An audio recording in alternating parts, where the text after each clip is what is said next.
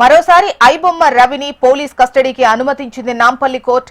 ఇప్పటికే 2 దఫాలుగా 8 రోజులు విచారించిన పోలీసులు రవి నుంచి కీలక సమాచారాన్ని రాబట్టారు. మరోసారి కస్టడీకి తీసుకోవడంతో మరిన్ని విషయాలు రాబట్టే అవకాశం ఉందని కోర్టులో పిటిషన్ దాఖలు చేశారు. దీనిపై విచారించిన నాంపల్లి కోర్టు 3 రోజుల కస్టడీకి అనుమతించింది. అయితే 4 కేసుల్లో కస్టడీకి పోలీసులు కోరగా 3 కేసుల్లో కస్టడీకి ఓకే చెప్పింది కోర్టు. దీంతో ఇవాళ ఐబొమ్మ రవిని చెంచల్గూడ జైలు నుంచి తమ కస్టడీలోకి తీసుకోనున్నారు పోలీసులు.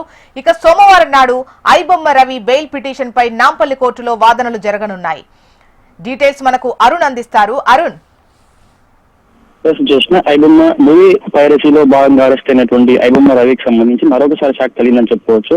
ఇప్పటికే 8 రోజుల పాటు విచారించిన పోలీసులు నాంపల్లి కోర్టు అనుమతితో ఈ రోజు నుంచి మరో 3 రోజుల పాటు అయితే కస్టడీకి తీసుకుని విచారించనున్నారు. మొత్తం 3 రోజుల పాటు ఈ రోజు సోమ మంగళవారం 3 రోజుల పాటు రవిని విచారించనున్నారు. అయితే నిన్న నాంపల్లి కోర్టులో బెయిల్ పిటిషన్ సంబంధించి విచారణ జరిగిన నేపథ్యంలో అయితే కేసు విచారణలో బెయిల్ ఇవ్వద్దని కూడా సైబర్ క్రైమ్ తరఫున న్యాయవాదులు కోర్టును కోరారు. అయితే బెయిల్ విచారణకు సంబంధించి కూడా సోమవారం నాడైతే ఇప్పటికే 5 రోజుల పాటు మొదటిసారి, 3 రోజుల పాటు రెండోసారి రవిని విచారించిన సైబర్ క్రైమ్ పోలీసులు పలు కీలక సమాచారం అయితే సేకరించారు. అయితే మరింత సమాచారం రాబట్టేందుకు పోలీసులు మరోసారి రవిని విచారణ కోరారు. అయితే 4 కేసుల్లో పీటీ వారెంట్ దాఖలు చేసిన సైబర్ క్రైమ్ పోలీసులు నాంపల్లి కోర్టులో పీటీ వారెంట్ దాఖలు చేశారు. అయితే 3 కేసుల్లో కూడా రవిని విచారణకైతే అనుమతించారు. ఒక కేసులో రవి విచారణకైతే తిరస్కరించారు. 3 కేసుల్లో అయితే 3 కేసులకు సంబంధించి ఒక్కో రోజు ఒక్కో కేసుకు సంబంధించి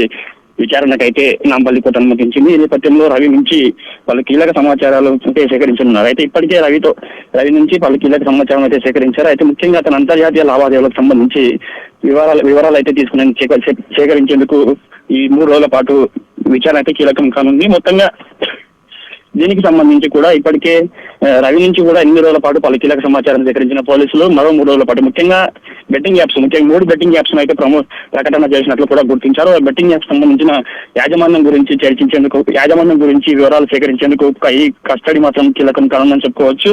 అయితే ఈ కోర్టు ఈ రోజు చెంచల్గూడ జైలు నుంచి కస్టడీలోకి తీసుకున్నారు. అయితే మొత్తంగా ఈ 3 రోజుల పాటు విచారించనున్న పోలీసులు పలు కీలక ఆధారాలు సేకరించే అవకాశం ఉంది. ఇప్పటికే రవి యొక్క బ్యాంకు లావాదేవీలు, అదేవిధంగా ఆయన అంతర్జాతీయ కనెక్టివిటీ, ముఖ్యంగా మూవీలు పైరసీ ఎక్కడి నుంచి చేస్తున్నారనే కోణంలో కూడా విచారణ చేసి మొత్తం వాటన్నిటి కూడా ఆధారాలు సేకరించారు. అయితే ఇంకా అతని బ్యాంకు లావాదేవీలకు సంబంధించి మొత్తం పేపర్లన్నిటితో సహా ఆయన ముందు పెట్టి ఖాతాలకు సంబంధించి కూడా మొత్తం ఇంకా మరింత సమాచారం సేకరించేందుకు సిద్ధంగా ఉన్నారు పోలీసులు. అయితే సోషల్ మీడియాలో వస్తున్న పలు కథనాలు అయితే ఇప్పటికే ఐబొమ్మ రవికి సంబంధించి జాబ్ ఆఫర్ చేశామంటూ వస్తున్న వార్తలన్నీ కూడా అవాస్తవమని సైబర్ క్రైమ్ డీసీపీ సురేంద్ర తెలిపాడు. ముఖ్యంగా 8 రోజుల కస్టడీలో సంబంధించి కొన్నిటికి మాత్రమే రవి సమాధానం ఇచ్చాడు. అయితే రవికి సంబంధించి తప్పు చేశామన్న బాధ రవిలో లేదని సైబర్ క్రైమ్ డీసీపీ సురేంద్ర తెలిపాడు. రవి మొత్తంగా 3 బెట్టింగ్ యాప్ కు సంబంధించి ప్రమోట్ చేసినట్లు గుర్తించారు. అయితే ఇంకా అతని ఆర్థిక లావాదేవీలపైన పూర్తి వివరాలు రాబట్టాల్సి ఉంది. కొద్దిగా మాత్రమే అయితే మొదటి దఫాలో 5 రోజులు జరిగిన పోలీసులు అతని యొక్క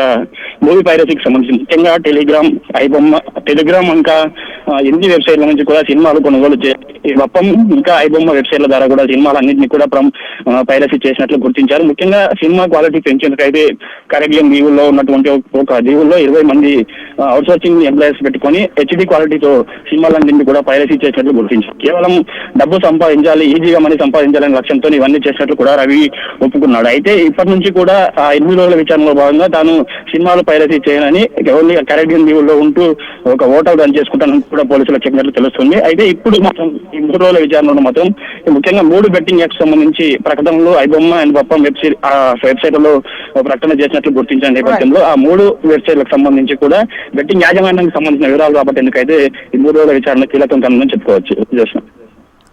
రైట్ అరుణ్.